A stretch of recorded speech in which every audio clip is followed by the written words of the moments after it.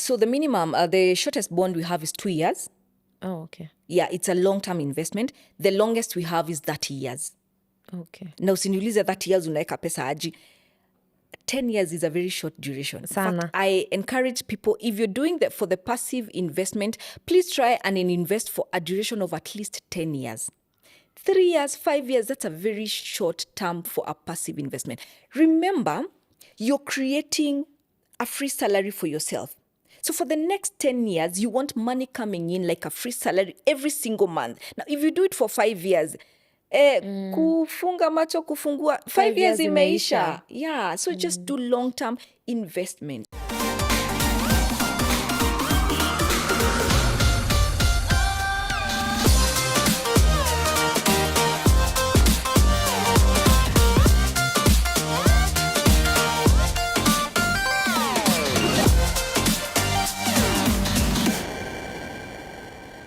Saseni mkofiti, karibuni sana for our Cele's Reflection. Today I am so happy to be back.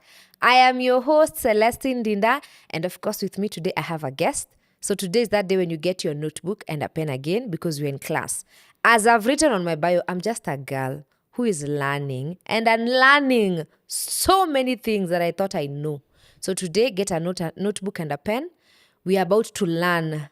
And these are some of the topics that we are doing. Unajipatanga ukijiuliza, wait, what? You mean? How comes? I didn't know.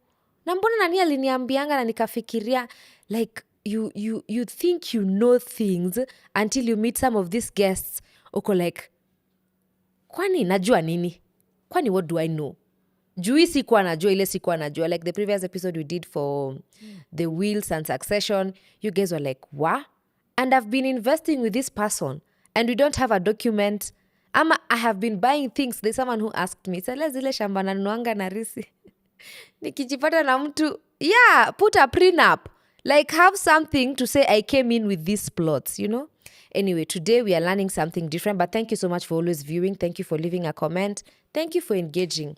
Yes, and thanks to our guest. Our guest is someone I know most of you might be mumemwona akihubiri injili. Na nikamwambia, hiyo injili unahubiri pale, please come preach it to my audience because we love to learn and we love to, we want to do better for ourselves and we want to do better human beings and we don't want to look like tulika tu. So thank you, Angie, for coming. Thank you for having me, Cele. Yeah, Angie on Bonds. Introduce yourselves. So, Angie on Bonds. My name is Angela Kariuki. I am many things. I am a mother to 2 girls, 2 teenagers, a lover of life, napenda maisha. I'm also an entrepreneur. I run Angie's Closet, which is a clothing boutique where we style the corporate women. It's online at Kopale Kilimani. And I'm also a financial educator. Ama nahubiri gospel ya bonds, Treasury Bonds. So I call myself Angie on Bonds on social media, Facebook, IG, TikTok, LinkedIn, where I just teach people on what treasury bonds are. Not because they're new, but because nime realize so many of us still don't understand bonds. We don't know what it is. We don't trust the bonds. And I try to demystify, to simplify, ndio nieleze watu ndio waweze kuinvest. So that we diversify from ile kitu tumezoea ya kununua mashamba. I think that's all we do, MMF and SACCOs, just to explain what these treasury bonds are and how we can actually participate. Na niambia watu bonds si tu za matajiri za watu wako na millions. I was about to say that. Hiyo ni rich people. Not really. As long as you have a minimum of 50,000, you can buy a treasury bond. So it's not for the chosen few. They are for everyone. And you'd be surprised they are one of the easiest things to invest in, stress-free. Mumesikia ni injili. Mumesikia your gospel. Angie, how did you fall in love with bonds? Ukaacha mashamba, ukaacha SACCO, ukaacha MMFs, ukaacha shares, ukaenda kwa bonds. As you've said, personally, bonds kwangu ni za rich people. Because nikisikia treasury bonds, they have released this bond that is going for 10 years. Seriously, 10 years, they are going to have my money. So tell me, how did Angie in bonds, Angie on bonds? Yes, Angie on bonds. How did she fall in love with bonds? Angie is a journey. Yani, my life has just been a journey, up to where I am. And what I do, I live this journey and share it with my followers. I have a personal page, Angela Karaoke, and I just share every step that I take in this life because it's been a journey up to where I am. So let me start from school. I went to Nilienda Shule, Nilienda KU, did a BCom finance. And from there, I got a job as an investment banker and I got a chance to learn about bonds. So I used to be a Treasury Bonds dealer at an investment bank. That is where I started life. Now, trading is different from investment. So as a trader, ni kazi tu ya kuuzia watu na kununua, the big institutions. Then from there, at some point in life, because life is full of stages, I moved from the bonds trading, nikawacha kazi, nikaanza biashara ya nguo. I was going through a phase. I'm divorced. So during that phase of trying to figure my life all over again, I was clinging on my passion, and my passion was clothing, just looking good and styling up. And that is what that will make me wake up every morning and find a purpose in life. So it became so much, like I dwelt on it so much that it became a business, Angie's Closet. That is how it was born. So I left the bonds trading and came to business, Angie's Closet. And I ran it for quite a while. Then at some point, when doing the business, I realized I was caught up in a rat race whereby, yes, biashara was doing good, but unafanya tu kazi, una make pesa, unalipa bills.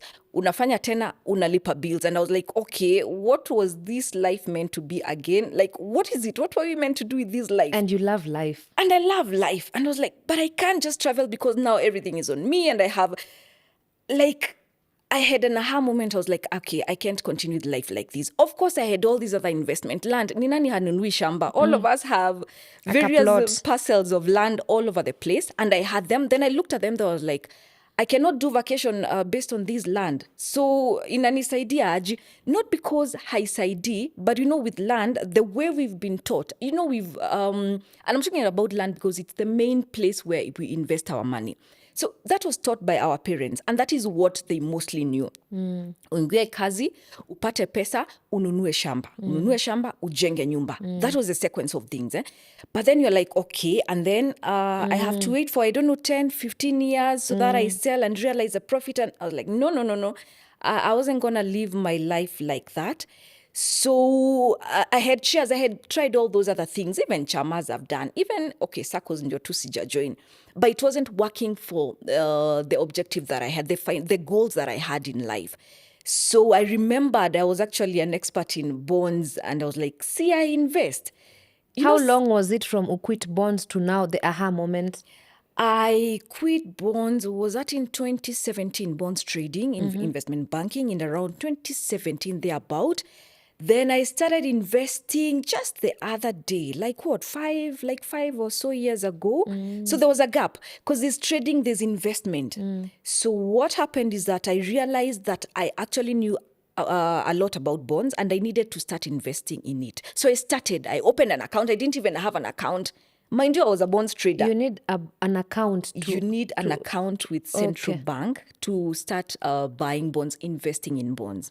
I'll explain the process. Okay, So that's when I started investing. Then I was like, yes, it made a lot more sense investing in bonds and not just in real estate.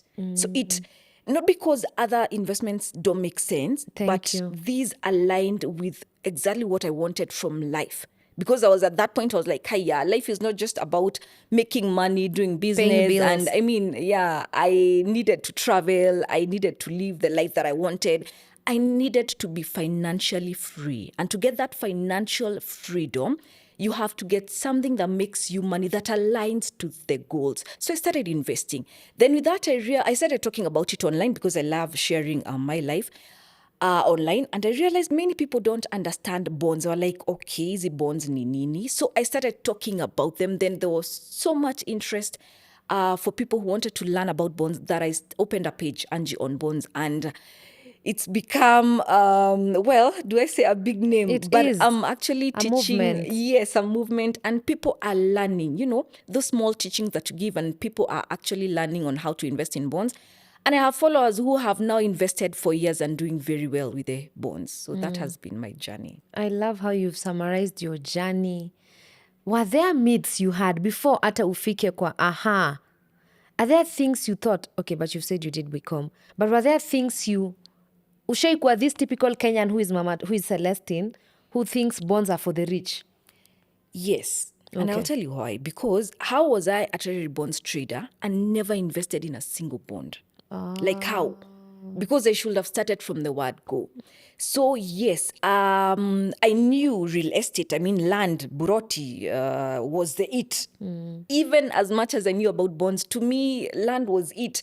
So I was that person, even with all that knowledge. So it got me, that turning point where you're like, yeah, by the way, I have to do something, yeah? I have to change this mindset and try these bonds because I can't be having all this knowledge and I'm not doing anything about it. So I was that. So you see this life, it's majorly a mindset game. And until you change your mindset or you try out things, you may never learn a lot. You have to keep trying these. You have to dare try different things.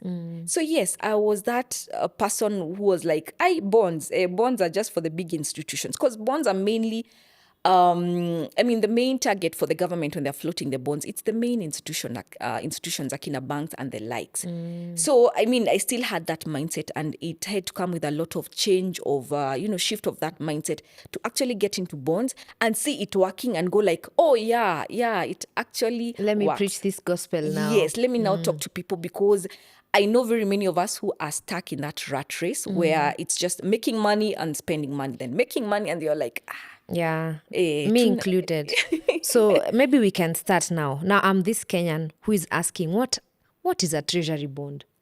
So a treasury bond is just a loan to the government.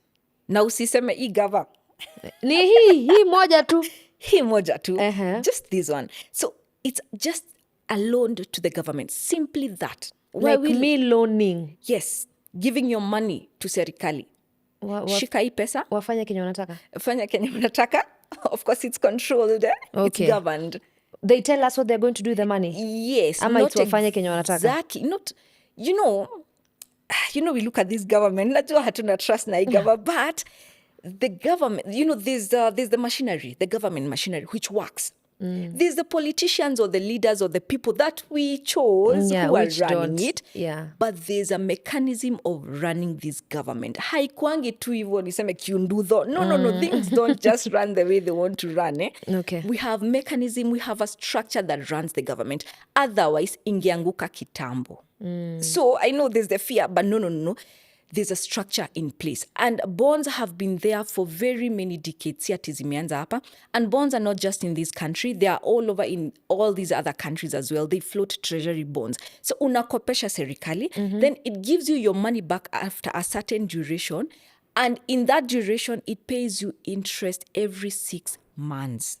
Allah. They have never failed to pay, for your information. Allah. And also, please note that treasury bonds carry like the least of risk when you compare all these other investments that you people talk about.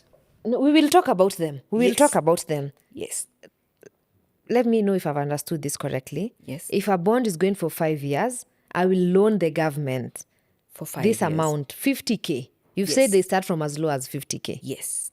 Niwapatie 50K, Yes. expecting to have my 50K after 5 years. Yes. But every 6 months, nakula a percentage. Interest, yes, a percentage. And the percentage that you agree with by the time you're lending them, that is the same percentage. It's a fixed percentage. That is what you'll be given for the whole 5 years until maturity, until the 5 years. Then you get back your 50,000.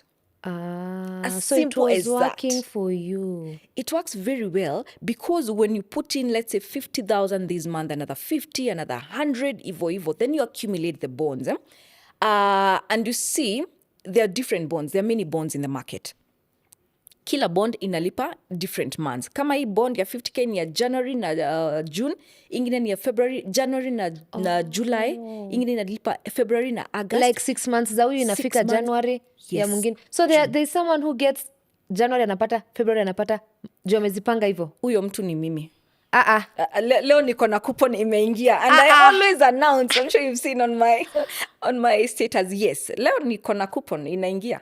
I won't have to call, I won't have to do anything. The money will just be credited to my account. Next Monday, I have another coupon. So you have invested in 12 bonds, in short? You just need a minimum of 6 bonds because every bond is paying every 2 months. Okay. So the trick is to be very consistent. Na ununue bonds very consistently over time, different bonds, then they cover the whole year. Then they give you what we call now a passive income every month. Mshahara yenye haujafanyia kazi ni pesa yako imefanyia hiyo kazi. So there's money coming in whether you wake up to go to work or not, and that is what you call passive income, and that now gives you financial freedom. Are we together? Wow.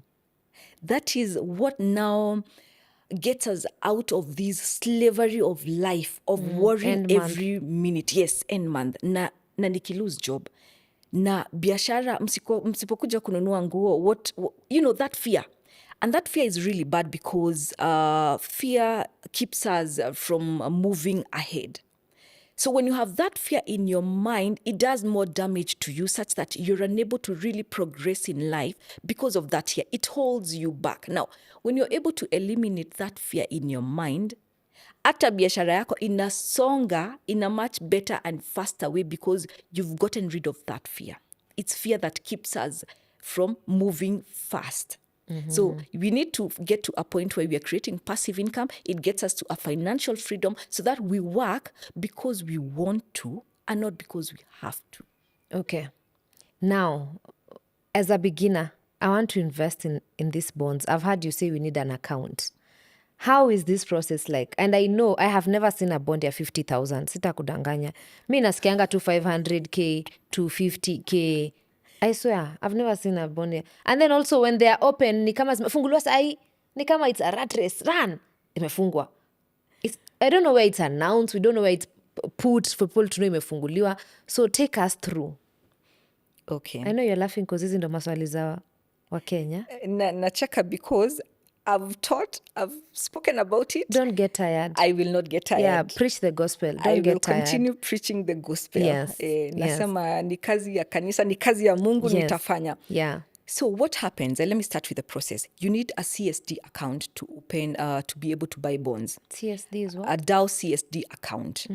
You open it at CBK. Now, Treasury bonds are controlled by the Central Bank of Kenya, the same institution that controlled the banking sector and all those financial sectors. They're controlled by CBK.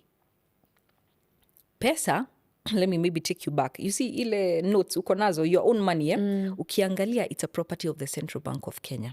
So Central Bank of Kenya runs the money system, the financial system of the country. Now, CBK runs the bonds system as well. They issue bonds on behalf, they're the agents of the government. They run the whole process. So the first thing is to open an account, a DAO CSD account with the CBK. It's online. You know, when I was opening my account like 5 years ago, you had to go to CBK. You had to actually literally walk to Central Bank of Kenya to open an account. And that time people were like, can you walk to CBK? Yes, you can walk to Central Bank, by the way. Anytime, whoever you are. Tunakwanga hapo nje. Tunaona mpaka polisi unataka kuhepa. Watu ingia ndani, hata mimi sijaijua watu ingia ndani. Yes, Central Bank is open even. Ni kweli kumejaa pesa. There's a tunnel where like the money is thing. Sijaingia huko ndani, but yes, it controls the money that runs in our system in our country. Now, you need to open an account with them. Now, it's online. You just log in to CBK website. Kuna hiyo DAO CSD, DHOWS, DAO CSD. You open an account. You just need an email address. You need an ID, the two copies, the two sides of the ID on one page, on a PDF file, a passport photo, and a PIN, of course, KRA PIN.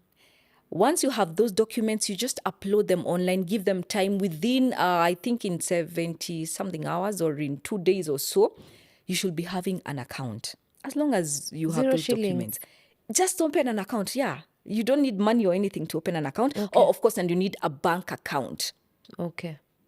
So you have to have a bank account as well. Unafungua, unapewa details ya your Dow CSD account number.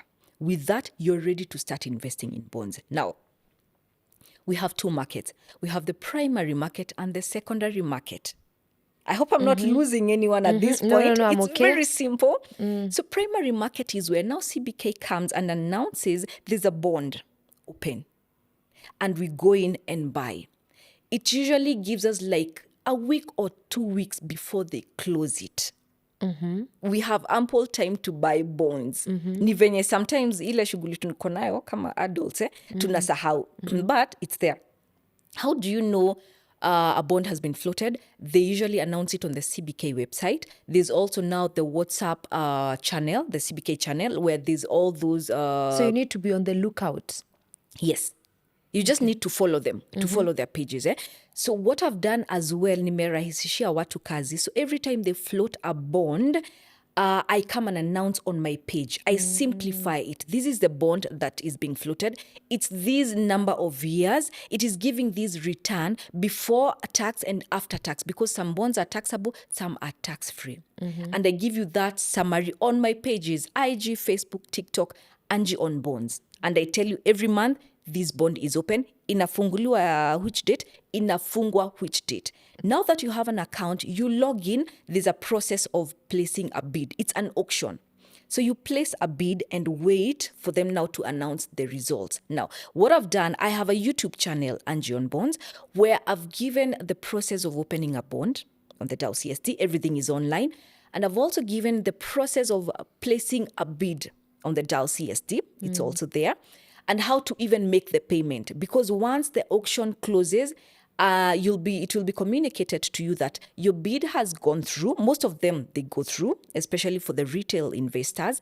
And then this is how you need to make a payment. They tell you the amount you need to pay and the reference number, because you need now to go to your bank and make that payment.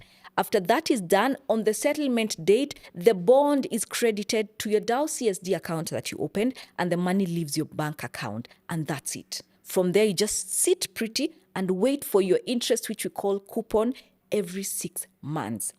From there, now you wait to the maturity, till the maturity of that bond, and on maturity, your interest up to that point will be paid, and the money that you invested, which you call the face value or the principal amount, will be credited now to your bank account. Unarudishiwa pesa yako. Imagine it's as easy as I that. have questions, teacher. Ask. I have questions. Uliza. One, we are bidding. So we are not even sure all of us will be taken. Ama, why are we bidding? So where we're bidding, let me start with who are the main people who go for these bonds.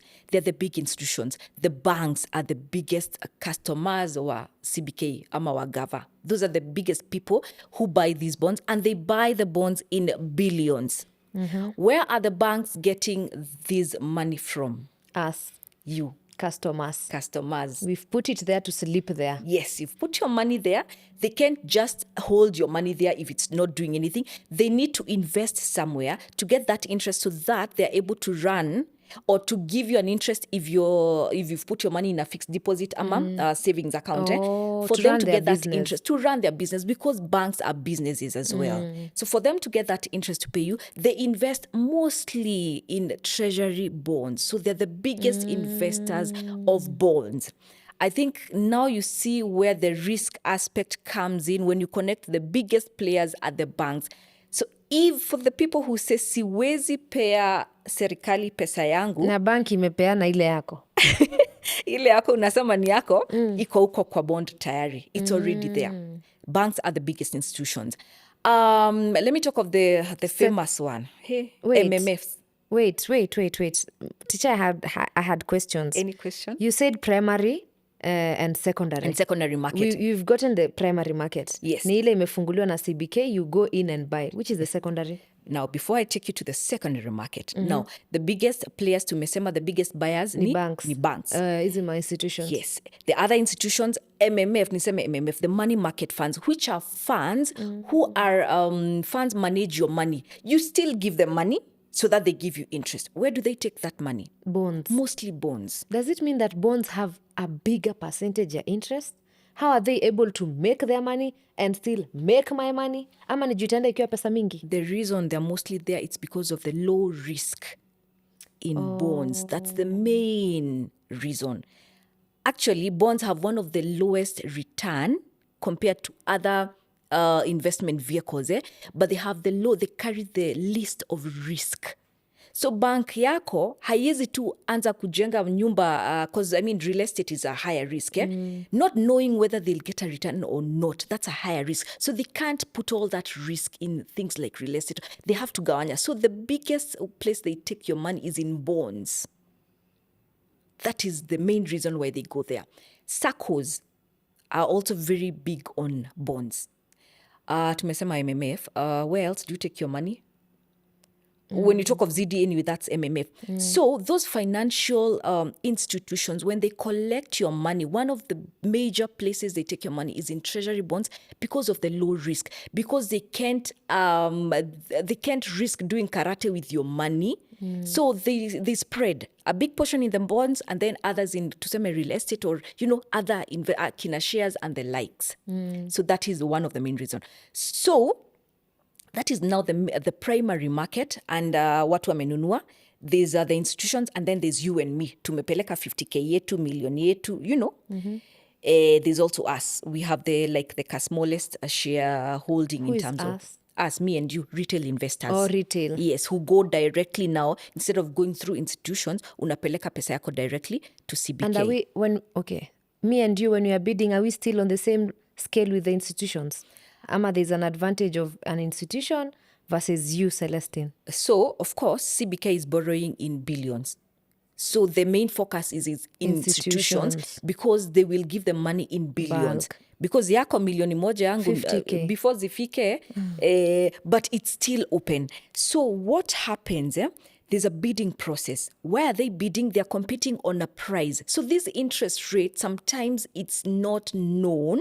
So we are bidding. If it's a new bond, we need to bid and know tunataka 12%. Serikali inasema pana nitawapea 11.5%. That's the bidding. That's the auction. Oh, sisi ndo jitishia percentage. Like we mwenye unaekelea ndo unasema how much you want? Yes. But wenye wanasema ni I like calling them the big boys. Yeah, the big boys. The big guy akina banks and financial institutions. They go and dictate what rates they want. Okay. Then when the auction closes, then CBK decides we'll give it at, let's say, 11.75. Mlitaka 12, tutawapea 11. Mlitaka 12, tutawapea 11, let's say 0.75 or something like that. So when it closes, now you get the results. And CBK tells you, no, we'll give you this bond at this rate. That is for new bonds. Sometimes when the bonds are not new, I don't want to complicate these, they also, so the coupon by the time you're bidding. There's something called reopening of the bonds. The old, but they don't issue new bonds every time. Sometimes it's just the old bond, a bond that was issued 5 years ago, 2 years ago, ama last month. They reissue it again in what we call bonds reopening. But it still goes through the same process. So tuko na hii bond, it came out, let's say, at 12%. So when they're reopening, the coupon remains the same. So by the time you're buying, it's 12%. So why are we going back to the auction? There's a discount sometimes you're given based on the auction, based on where the market prices are. It's just a small discount. Now, that applies to the big institutions. Those are the people now who are going to, we call it competitive bidding. Hao ndio wanang'ang'ania, tunataka hii bei, hatutaki. Now, for the rest of us, we go in non-competitively. We go bidding non-competitively. We don't put a rate. You just say, niko na 50K, chukueni. And I'm ready to loan you. Yes. Wakipewa hasara, unaangukia hiyo percentage. Now, the percentage does not change much. It can be 11.5 versus 11.56. Haikuangi na difference kubwa. Oh, haiwezi shuka sana. No, it doesn't change much. So it doesn't really affect you as a retail investor. Even if you're going for 10 million, the difference is neither here nor there. Because your focus as a retail investor is the coupon that you're getting every 6 months. Which, if it's a reopening, you already know what that coupon is. It's standard. Kama ni 12.50, kama ni 14, it's already set out. If it's a new one, that's when you don't know what the coupon will be. But we have an idea because market doesn't just fluctuate. Okay. There's a curve it follows. Kama saizi tuko between 11.5 and 12. You won't find a bond floated at 14%. That won't happen. Or at 10%. No, it moves pole pole. There's a smooth curve the market follows. Now, the rates keep going up or going down. If you remember, there was a time in 2024, we had a bond with the highest coupon at 18.46%. I don't know whether you remember. There was a whole noise about Treasury bonds, and everyone was like, hey, guys, go in. The rates were really high at 18.46. So everyone who got that bond up to date, because it's an 8.5 years long bond, get the 8. They still get the 18.46% every. So if it reopens, it will still come back with the 18. Yes, it will still come back at 18%. Lakini sasa ndio inafunguliwa, mnasema inafunguliwa hivi inajaa. Sasa hata hawezi fungua, because now the market has come down. You see, the rates are fluctuating based on the demand ya pesa na gava. When there's so much demand and they're a bit desperate, and that time they were a bit desperate for the money, then rates go up, because sasa mnaringa mnasema, see, you guys need money. Shikeni We want na hii 18. bei, yeah. Mchukue Our mamkae. terms. Yes, Yeah. yes, our terms. But right now, there's not that much desperation, so the demand for money is not that much. So at 12%, wanawaambia tunawapatia 12, take it or leave it. That's where now the auction comes in. And now it's the big institutions now who determine those prices. But you as a retail investor, that auction, that competitive pricing doesn't affect you. Just go in non-competitively. Because as of now, you can still get your 12%, your 12.5. Lakini ukikaa ungoja useme na ngoja 18, utakaa hatuko huko. Swali, Ask. do they close it wakipata pesa yao, ama they can? No. Nyinyi mkikuja tulikuwa nataka 10B, mtuletee 50B, we take. No, They don't say we've gotten enough, funga. No. The duration that is given, the auction is opening today, it's closing on Friday. They will not close the system until Friday gets here, until it gets to Friday. And are you assured watachukua zako? So what happens, you see, kuna awa sisi sasa, retail investors, Yeah. non-competitive bidders. Yes. Na kuna wale competitive bidders, Yes. wenye wanasema tunataka hii discount, Big tunataka, boys. yes. Now those are the ones who are usually cut off. So if they were looking for 50, alafu watapata bid ya 100, they can cut up to 50. So the ones who will be cut off at the competitive bid, those institutions ni yao zina bounce. Wanaambiwa, Tumetosha. Kama ulikuwa unataka 12, tunapea wenye wameitisha 11 and below. So for you, non-competitive bidder, retail, you're in automatically. Hata hakuna kitu nataka. Yes, unataka tu.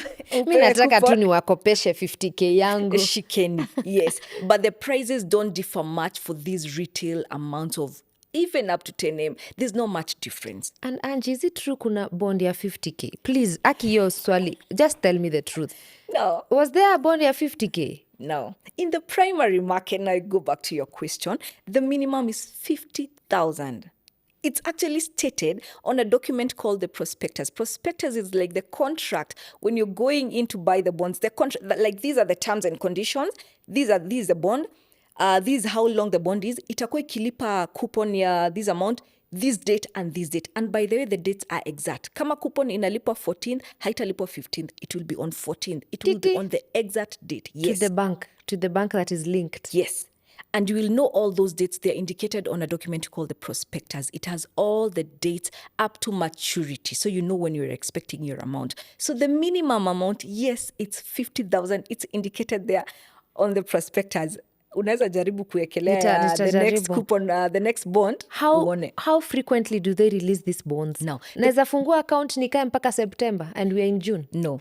So the primary market, they offer or they float these bonds every month, every single month. And sometimes 2 bonds, actually a month inaweza kuwa na 2 bonds, different bonds, alafu wa issue ingine. Like right now, tuko 8th. There's an auction that was closed for June. I have a feeling there'll be another auction still for the same month. So every month there's an auction. You have a chance, an opportunity to buy bonds every single month. And that's investing. That's investing. So that is the primary market. Now, the secondary market is different. Secondary market is when sips drink. Yeah. Secondary Iyo market. class ni nzito. Secondary market is when now the people who bought these bonds, let's say the big institutions, or even you and me, and you want to sell the bonds, you go back to what you call the market, iko kwa NSC, our stock exchange. It's the platform is under that. and you say you want to sell that bond and you look for a buyer. So in that market, kuna wauzaji, kuna wanunuzi. It's just a market like any other market where you want to sell your bonds, you want to buy your bond. Now, it's a big market, but mostly for the big financial institutions, because the lots that trade in that market are in lots of like 100 million. That's a normal lot. They are trading because they feel like now we can't wait for the 10 years. Ama all of a sudden now we need our money back. Ama they also want to make something again out of this money. They're trading because in Treasury Bonds investment, there is a passive investment and there's the trading bit of it. Okay. So they are traders. The big institutions are mostly traders. They buy and sell and buy and sell, just like we do in shares. You can buy and sell a bond. That's what they mostly do. But for these other smaller institutions and retail investors, they buy to hold the bond until maturity. So their main agenda is not to buy and sell, but to hold and wait for the coupons every 6 months. And then after maturity, they get their money back and maybe reinvest. So there's trading. I take you back to what I used to do as a bonds trader. There's trading that happens at the stock market. Now we call that the secondary market. But as an investor, which is what I am now, I just buy bonds and hold until maturity. So I just wait for my coupons every 6 months. So there are two aspects. And I'll give you a comparison. You see, in shares, you can buy shares and hold and wait for that dividend every December. year. Yes. End of the year, yeah. Yes, depending on when they're paying out the dividend. Or you can buy share and sell. Buy, sell, buy, sell. That is trading. So even in shares, there's the trading and there's the passive investment. It's the same thing in bonds. But it's not even encouraged for individuals with the smaller amounts to do the trading. In fact, I was headed there. Because now when you talk about the big boys, sasa nimeachana na 50K. Big boy ameekelea 10B. Yes. Every coupon kwa mwezi anaingiza ngapi? So the big boy is capable of, on top of ile 10B ya kila mwezi, I cannot be playing with this car. Yes. Because this money that is coming in every month is passive. It's passive. Not their money. Yes. They are trading, like, guys, mnaona hii mchezo wa town. So they are making money off money that is not even, off their passive. Now it's making sense. It's biashara. Ni I mean, biashara. the business institutions, they need to make money. On top of it, ile 10B yao iko intact. Yes. Na bado imekuwa ikimake do kila mwezi. Mchezo So they have the coupons and they're able to trade because they also need to pay you if you have a fixed deposit unawaitisha, let's say 8% watakutolea wapi. Business. So they also need to make interest and pay you interest. It's a business. It's a business. It's a business. And on top of, they have to keep your money secure. I mean, the running cost and all that, they need to make money out of it. So that is how the bond system now run. So they collect your money, the big institutions, they take them mostly to the bonds, to the government. Why is the government borrowing? Because government is a business as well. Where are they borrowing? They're not making roads and hospitals. Yes, it's a business. For them to get the money to do the roads and do the hospitals and do all that, they need money. They need revenue. And then they put for us ETC. Of course, ETC can't pay for Enyewe kila mtu ako busy. Ni biashara. Yeah, Everyone is man on for biashara. himself, God for us all. So if you don't know how to make business out of that system, utaacha kama umeshikilia pesa But it's an ukisema ecosystem. nitapoteza pesa, but everyone is in business. So the government will go and do business because they run as a business as well. They have expenses. They need to pay all these bills. They need to pay their workers. They need to do the roads. They need to do all that work. So as much as they collect the money from taxation, from whatever it is money that they collect from us, it may not be enough. It's never enough anyway. Hata wewe unakopanga pesa, so it's nothing unusual. So same way you borrow money because you're not making enough revenue to fund your expenses, same way they also borrow the money to bridge that gap. And then they pay you back an interest, then on maturity, they pay back and continue borrowing. That has been done for, over decades. That's just how things run. So I just need to go and create an account as long as I'm of age. Niko na ID, niko na PIN. Na niko na PIN. Yes. Na niangalie where they say the minimum amount. Minimum is They 50,000. do say the minimum. They do indicate there on the prospectus. And they say the minimum number of years. Yes. What is the minimum? Inaweza kuna 1 year ama ni 5 years na 10? So the minimum, the shortest bond we have is 2 years. Oh, okay. Yeah, it's a long-term investment. The longest we have is 30 years. Okay. Na usiniulize 30 years unaweka pesa aji. 10 years is a very short duration. In Sana. fact, I encourage people, if you're doing that for the passive investment, please try and invest for a duration of at least 10 years. 3 years, 5 years, that's a very short term for a passive investment. Remember, you're creating a free salary for yourself. So for the next 10 years, you want money coming in like a free salary every single month. Now, if you do it for 5 years, kufunga macho kufungua 5 years imeisha. Yeah, so just do long-term investment. And let me ask, what if hii bond ikifunguliwa I put 50k and now I want to top up ile 50k na ilishafungwa? Is it something people can do? Yes, either through primary or secondary. So primary, they keep reopening even the old bonds. No, if they don't, like I saw it like 2 days to ifungwe. The only amount I had was 50k. But now after wamefunga, I can add maybe make it to 1 million. Is it possible to ama ni buy tu bond ingine sasa? Buy tu bond ingine. Juu ikifungwa imefungwa. Hawezi top up. Ikifungwa imefungwa, okay. You have to wait for them to reopen either the same bond or a different bond. So what you do, you don't have to wait for the same bonds. Remember, we have very many bonds, over like 50 bonds in the market. There are very many. And each bond pays in different months. So kuna bonds tofauti zinalipa the same months. Unaweza pata different bonds that are paying Jan, June.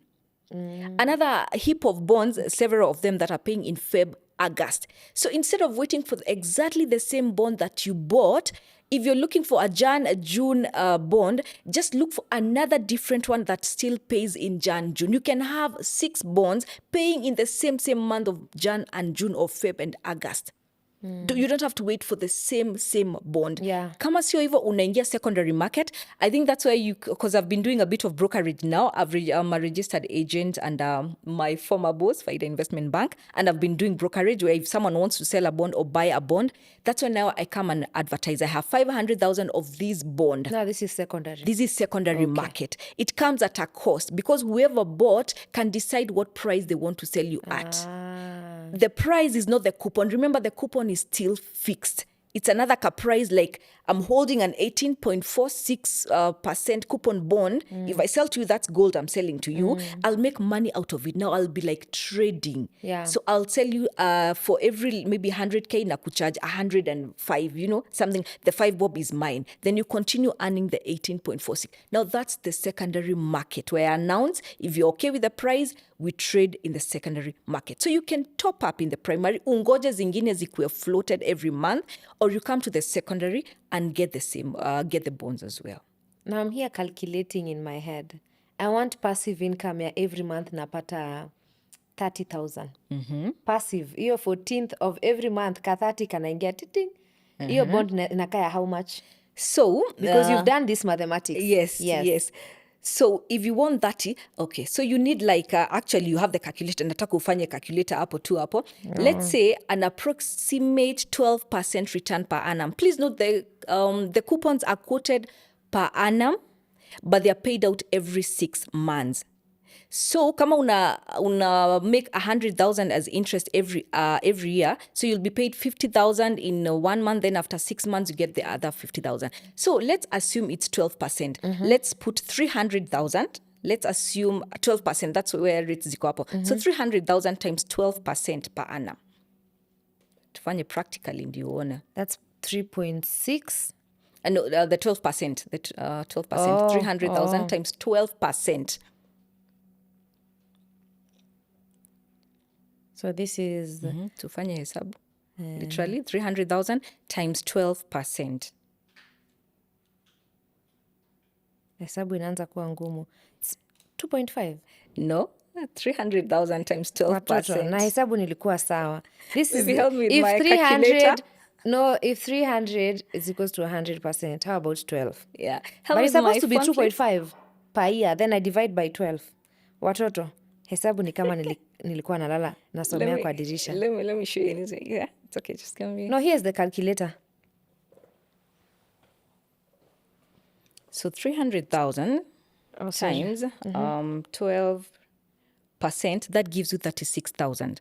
So we do it like literally 300,000 times 12%. 0.12. Yeah, 12%. That gives you 36,000 per year. So the approximate, when you divide now by 12, now that gives you what? 3,000 every single month. Unataka tufike 30,000, si ndio? Yeah, so yalieka 3 million. Aya, so tukiongeza zero ingine hapo, acha tufanye practically. So for 3 million, that is what will give you around 30,000 per month. For you to get 30,000 every month, you need like 3 million.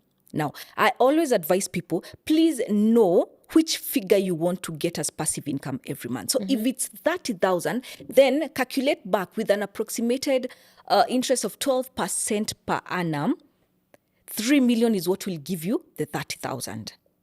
So kama unataka 100, uongeze 5 million. 5, yes. 100K. Now that's why I think we normally say ni rich people. No. Juu kama 300,000, but I'm assuming for 10 years, you'll be getting this 30K per month. The blunder we are making as bonds investor is tunaeka 100,000, unadhani utaanza kupata 50K every month. No, it's a simple interest. It's straight, it's straight maths.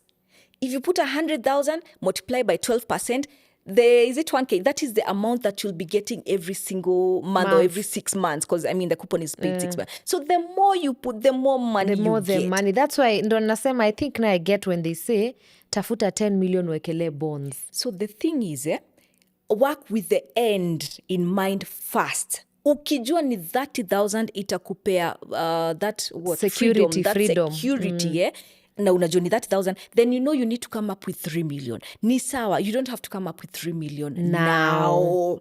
There are very few people who will do that at later 3 million. Hawana. You start with the 50,000. Then next month, look for another 50. Iyo ingine ukishindikana, get another 50, the other one. Thing is, you can't stop investing. It's a long-term journey. It's a long-term investment. That's where the secret is. You don't start and stop and say, sasa tuke nitafanya nini nayo. You start and continue. So I've done it for like over 5 years. That's how now my portfolio is big enough for me to say, now there's some good salary coming in every single month. A good passive income. 5 years. Imagine ningefanya 6 months niseme Also, as you started by saying, it's a mindset. Inataka uanze nako ka 50. You have to start. Wow.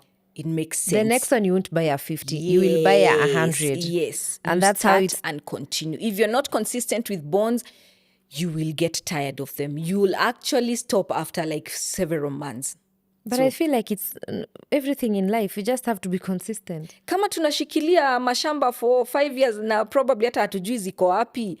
So why can't you invest in bonds na kuletea coupon every month unaona pesa inakurudishia pesa. So bonds are not the only investments that can give us passive income. Kuna others, Kuna SACCOs, and many of us are in SACCOs. But you need to understand how the SACCOs operate. There's the investment bit where you put in and they give you an interest, which is okay. And there's also the bit where borrowing. You see, it's for borrowing. It's the savings and whatever credit, cooperatives. So it's mainly for borrowing. And if you're not borrowing, then SACCOs might not be serving the purpose, the goal that you need for. They're really ideal for what wana need kushinda wakiborrow every now and then. When you come to money market funds, I'm talking of MMF because it has become very popular in the last 1-2 years. It is good, but it's more of savings than an investment. Why do I say so? Because it's highly liquid, meaning you can get your money out anytime you feel like. In 2 days, you have your money out. It's an emergency, mostly. So it's more of a saving. So what that does to you, when you try to invest in an MMF, no nataka long term, unless you're very, very disciplined, something will always come up and you'll get that money out. Believe me, something will come up. Utambua, like saying, shosho amemeza jembe. Sasa utafanya nini? Si lazima amemeza jembe. Si lazima uende utoe hiyo pesa. So they don't serve the long-term goal of investment, but they're very ideal for short-term savings. And because it's giving you an interest where you're putting money, not like in a bank where it's not earning interest, at least MMF, kuna ile pesa inakupatia as you think of where to put the money in a long-term investment. When you come to something like real estate, where hapo tunaanzanga sisi wote, hata mimi nilikuwa na mashamba here and I still have some. And it's good to have them. And it's okay to have them. It's only that I realize they're not serving my immediate goal because I need to get my return and enjoy my return. And please, I tell people, please learn to eat your coupons, learn to eat your return, your interest. Usikae unasema 5 years, unangoja nini? Please, eat now. This life, you have to keep making money and enjoying the same money. You can't, accumulate for 10 years. 10 years sasa hata utaenda wapi? Unaenda vacation hata umechoka, unasikia tu kulala. Ushazeeka. So real estate has the two aspects as well, where we buy and sell land, that is the trading, and we confuse that. We are thinking it's passive investment. It's more of a trade. Ununue shamba, uuze. Ununue, and you have to know exactly where you're buying. Kuna watu wanaelewa hiyo form ya mashamba, so they buy and sell and make a profit. Now the other bit of real estate where it's giving you passive income is when you do the rentals, and now the rentals are able to give you unachukua rent every single month. Now that's the passive income bit of it. So you have to differentiate what kind of investment you're making. As well, we make a mistake of not knowing what percentage you are getting as a return on our on our investment. You have to know, because kuna kitu inaitwa inflation inakula investment yetu. Right now, inflation has shot a bit up, iko 5-6 to 6%. So if you have an investment that is at around 6%, hakuna kazi unafanya. Juu 6% inakuliwa na inflation, uko na zero. In fact, you could be at a negative return. So some of these investment you're making inakupea 4-5%, like real estate, the general return will be 3-7%. So if you're making 4%, na inflation iko 6%, you're actually on a negative investment of 2%. Unaona pesa inaingia, cash flow is coming in, but the return is on a negative. So you have to calculate what your return is as a percentage per year, then compare with the other investments that you have. How do you do that? Just calculate all the money you're collecting from that investment, the net every year, divide by umekelea how much, the initial investment, multiply by 100. That will give you a rate of return per year. So we also have these special funds which have become popular. They can also give you passive investment where you invest and leave your initial investment. Kazi yako ni kupull out the interest yenye imemake, and you can use that or reinvest it if you want. You can plow it back if you want. Thing is, special fund, they have much better return, but also the risk is a bit higher compared to akina MMF. So bond is the only investment that has a very low risk. It's one of the lowest. MMF is also a bit low because it's majorly bonds. So even MMF, the risk is also high, especially if the institution is a big institution that especially tied to the bank or something like that. So the risk also goes high. So what I'm hearing is bond is not a bad investment. It's a low risk investment. As in, that's a fact. Okay. That's a fact, and any financial organization will tell you that. And the rule of the game in this finance sector is low risk, low return, high risk, high return. So if you hear an investment that's giving you, let's say, 20% per annum, unaangalia, in fact, you need to compare with where the bonds or the T-bills are. Ukipata ziko 12% na mtu anakupea 12%, then know the risk has increased. Ukisikia hata ni 30%, think twice. So the things that will give you the 20-30% are the trading, like things like tunasemanga business as an investment. It's more of a trade. It's a trading that will give you even 30-50% because it's a business and the risk is high. So the higher the risk, the high return, the higher the return. The lower the risk, the lower the return. Now there's someone who's watching this and saying, Angie, I only earn 50K. Najikaza nianze kuinvest. Na nimesikia bonds ziko poa. Pia shamba nimesikia ziko poa. We are not saying anything is bad. Pia hizo MMF ziko poa. But I want to start my journey to buying my first bond with a salary of 50K. Now, you have to start somewhere. We all started somewhere. So what you do with that salary of 50K, because minimum is 50K. Na sitakwambia ubuy bond uende bila chakula. Rent. So you have to have an amount which you're saving. Decide which amount to save out of the 50K. Hata kama ni 2K, hata kama ni 3K. Now, that amount, save it kwa MMF. Look for an MMF. Saizi tuna mpaka zidi and M-Pesa, which is an MMF. Just save it pole pole. Ikifika 50K, you can buy a bond. Just save somewhere like in MMF or somewhere like that. Ikifika 50, buy a bond. Remember, bonds as well, they're not easy to liquidate. They're not easy to sell, especially if the amounts are small. Unaweza kwama nayo. Ama uende kuuza, upate, maybe you invested 50K, urudishiwe 48K. You can sell it in the secondary market, or you can rediscount it at CBK. You can sell the bond back to CBK, by the way. In 2 days, you'll have your money back. But depending on what that bond is, because it's like selling it back, unaweza chomeka kidogo ama upate hiyo 48k ama 49k. So I don't encourage pesa yenye ya savings ama emergency usieke kwa bond, ama ya school fees tafadhali usieke kwa bond.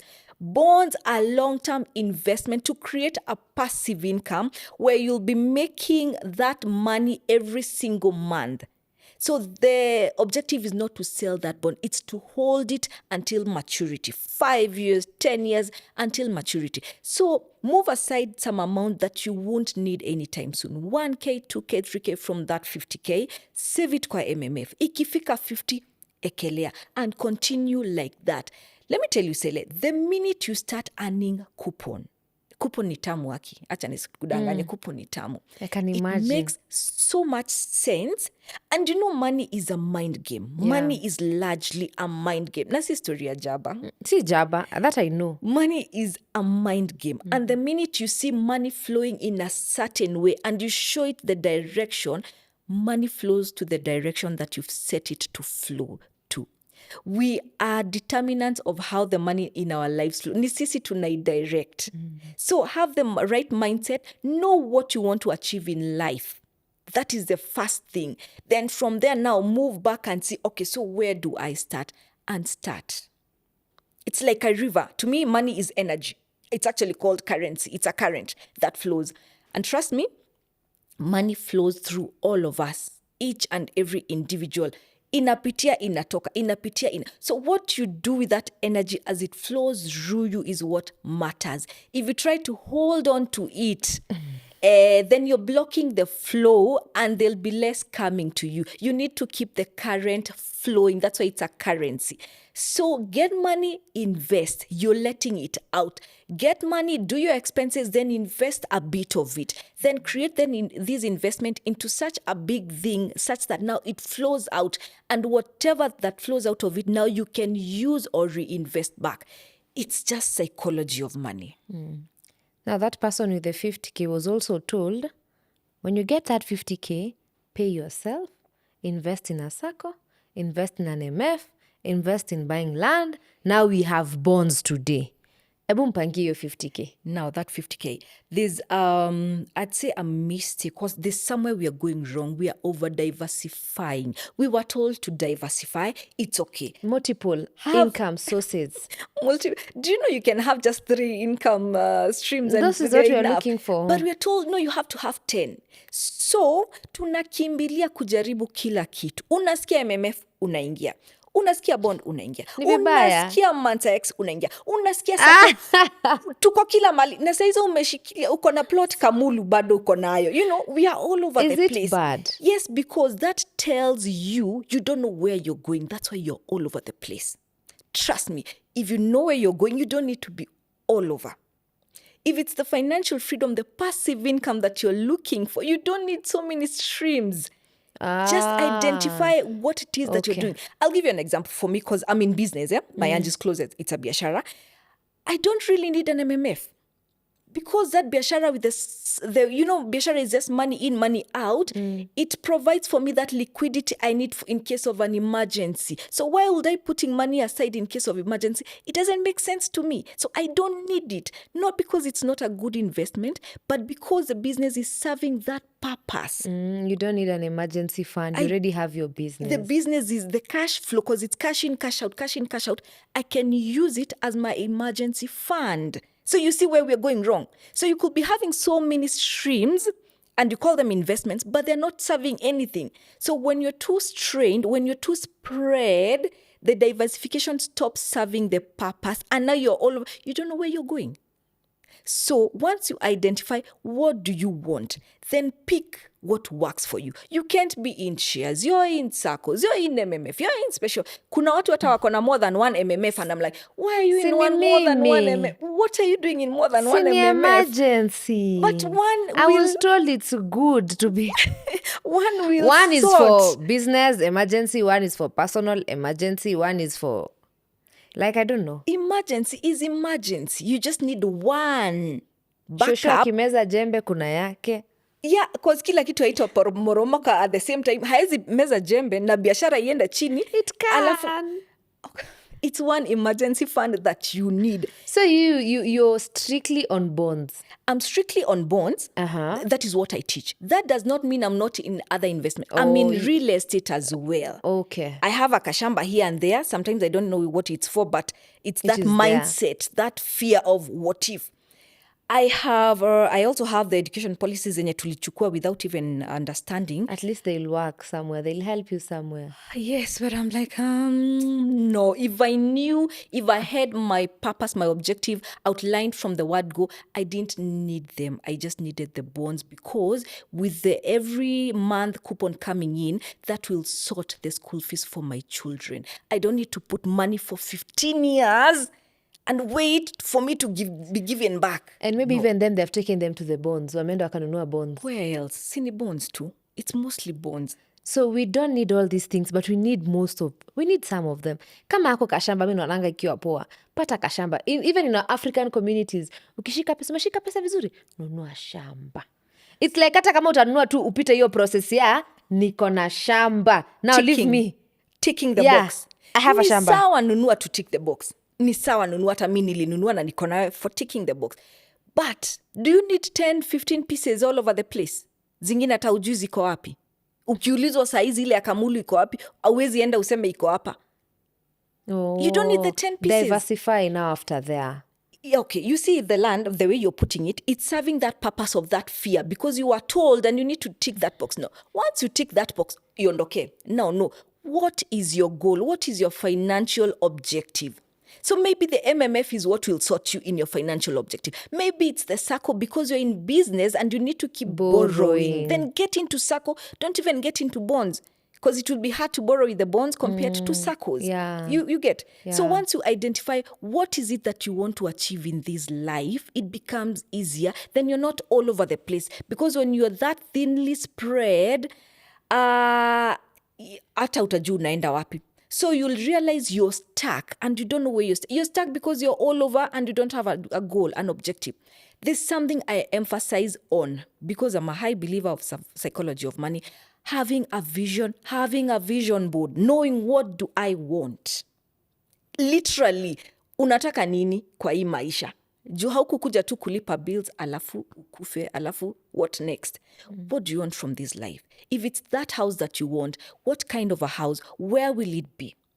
If it's that kind of car that you want, and I'm talking of material things because, money, material things, because peace haununui na bond. Peace itakupe ukipata maybe that home and you get that. Money will give you that peace. It will give you that peace whichever way you want to look at it. But do we have the vision boards where, do we know what exactly we want from this life? We just want money. Going?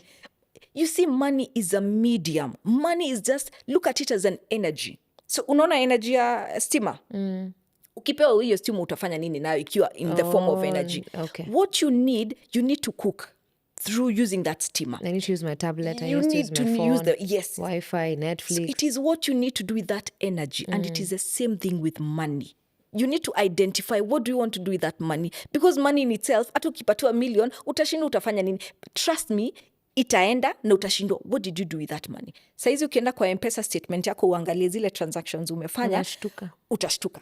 Because there's a lot of money that has passed through your hand na haujui imeenda up. It's the same. Money is energy, money is currency, money is water. Water is just something that flows. Ukipewa maji, kama haupiki nayo, kama hauogi nayo, haikusaidii. Imekaa tu, haitakusaidia. Same with money.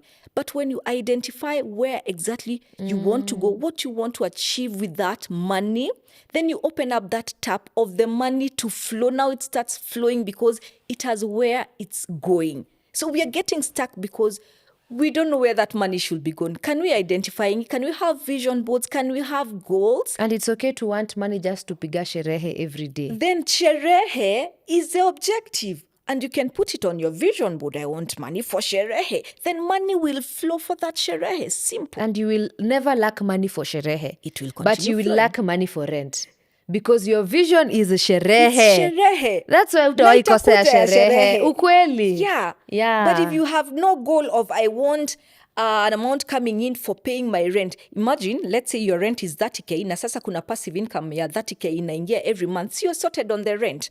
So you have to have your goals very clear on what exactly this money is coming to do. And then now you take steps back. You think, okay, how do I make this money from all those investment channels? How do I make that money? Then start now, because we have what we call the active income. Active income is tunafanya biashara ama tumeandikwa job, kuna hiyo salary inaingia. That is where now you invest from that a small portion and create now the passive income. Now the passive income is where it meets your financial goal. Until you create that whole round of the money, how it's supposed to flow, you can stay stuck in a rat race for very many years, blaming people. I don't want to name their names, but yeah, blaming people. But I feel like bonds sounds like it's a way to wealth. If at all I'm just going to be sitting and getting money coming in, like I've put in money that is working for me, regardless whether I go to work today, as you've said. Whether I go to work, whether hiyo school fees unashangaa ni ya nini juu kila mwezi kuna kapesa niliekanga kitambo, I get school fees. So I feel like inakupeleka where we want to be wealth. I want to be wealthy such that I don't need to work. Yes. And that wealth is where now we get now the financial freedom. When you see a wealthy person, they're financially free. They don't need to do what they do to make the money because the money is coming. Now you call them wealthy. Yeah. Hao wengine were rich, they have to make that money, and it's a lot of money. But if they have not created that passive income, that box of passive income where money is making money for you, then you can just be rich. Na richness, unaweza poteza hiyo pesa anytime. But before ifikie the wealth, it takes time. And the minute you move from that box of being rich because you're making money actively to being wealthy because you're making money passively, before you get there, anything can happen. But the more you move to that point of being wealthy, the financial freedom kicks in. And funnily enough, the closer you get to that box, the easier the money comes. The money energy flows sasa imeanza in. kuattract. Yes, it attracts the money faster and more easily when you get out of that cascade box whereby if I don't go to work, guy, hakuna biashara leo. You know, you get out of that out of the rat race into the wealth box, then the money flows in much more easily. It starts making so much sense in your mind that you're like, you attract money so much easily when you get to the wealth position where money is working for you. So I look at money being a servant.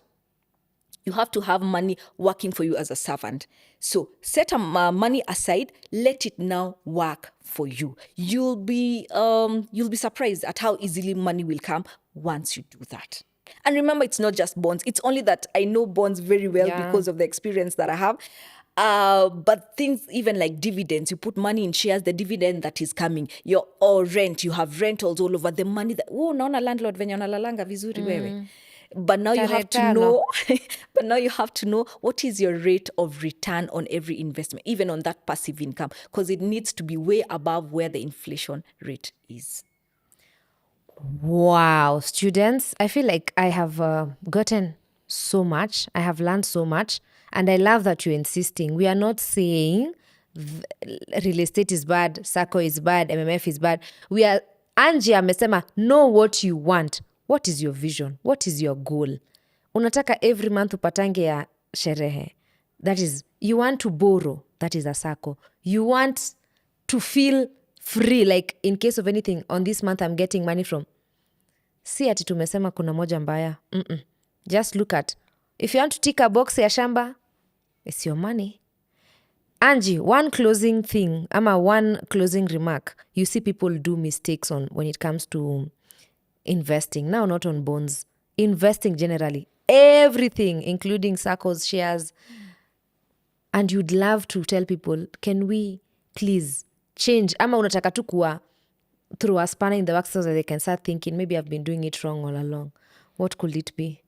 I see us following each other in doing everything and anything, and unasikia kuna MMF, kila mtu anafungua. Unasikia sasa kuna bond, kila mtu anaingia. Kuna kashamba sijui wapi, kila mtu. I'm like, we don't have the same goals. We don't have the same financial goals. We don't have the same mindset. Everything works differently. Unasikia sasa biashara yangu ndio iko juu, kila mtu anafungua boutique. You're like, what are we doing? What are we doing? Can we sit down as individuals? It's good to listen and to learn from everyone. But once you've learned, can you filter what works for you? You might be running to someone's path, na maybe yako is what's gonna work for you. Wachana na ya wengine. Skiza, yes. Learn about bonds, learn about shares, learn about SACCOs, learn about MMFs and special funds. Please do all that. Then sit down, jite kamkutana ujiulize, ni wapi naenda, because hii safari ni yangu, ni wapi naenda. Two, we are not consistent. It's like tunaanza kidogo tunaenda tunaanza then tunatoka unaingia line ya wenyewe. Like, can we be focused on what we want to achieve? Like, if you say you want that 30K every single month na umeona you need the 3 million, can you ensure you invest consistently? Ni sawa hata kama utamiss a month or two, but go back to it until you achieve that. Because if you're not disciplined enough, just like anything else in life, if you don't have the discipline to follow through what you want in life, utayumba. Before you know it, you're 40 going to 50 and you still don't know where you're going. We need to have discipline. We need to have focus. We need to have goals. We need to stick to our lanes and run with it. We need to know what we want and run with it. And trust me, it's possible. And to add on to it, again, because I'm big on psychology of money, everything is possible and it's within you. We are creators. The creator is in us. Gospel according to money psychology. We are the creators. It's actually in us. Whatever it is that we want to achieve through that money. Money is just the medium. But whatever it is that you want to achieve, you can achieve. You just need to know what is it that you want. Trust me, it might sound so cliche like, kwani nani hajui anataka pesa. But if you make it very clear on what you want to achieve in this life and go for it consistently and be very disciplined, you'll get it. Thank you so much. Thank you so much, guys, for watching. That gospel should land to someone who is watching today. I hope it helps someone who was confused on where am I going to invest. This noise is too much. Kuna huku. I hope Angie has shared some clarity. Like now you feel like, okay. Yeah, so thank you so much, Angie. Thank you so much for your time. Thank you for also sharing your knowledge with us. Don't get tired. Please, don't get tired. Ikibidi urudie tena next week. Rudia mpaka you see one or two people who have been saved, you know? Yes, and I appreciate because there are people who've been investing since I started talking about bonds. And they're somewhere. They've created a portfolio whereby they're actually getting money every single month. So I appreciate those who are following. Wenye bado wananiangalia wanasema, acha tuone. It's okay. I'll keep talking. Tunaona ile bondi ya ile ulianza kuonea leo. Kama umeanza kuonea leo na unasema acha tuone, next year tutakuwa 1 year down. Kuna mse atakuwa anaanza kula coupon. And I'll say one more thing, nothing is guaranteed in this life. I know we have our fears of, the government and all that, the people running it or whatever it is. But we can choose the fear. We can choose to fear everything. We can choose to be afraid of every single thing. But you get so fearful. Are you in so much fear that you don't even wake up? Because unaweza amka ugongwe na gari. Unaweza amka pia hata uanguke kwa hiyo bedroom. Ikuchome na uende. So that fear that we have, can we let go of it? Because really nothing is permanent here. Everything eventually will go. So can we not fear so much? Oh, pesa itaenda. Imagine unaogopa pesa itaenda. Na wewe pia unaweza enda. Like, why are we fearing so too much? Yeah. Just start somewhere. Just do something. This fear that we have in life, tupunguze kidogo. After all, nobody is going to stay here forever. Yeah. So do whatever needs to be done and keep moving. Yeah. That's just life. Thank you. I love that. Keep moving, guys.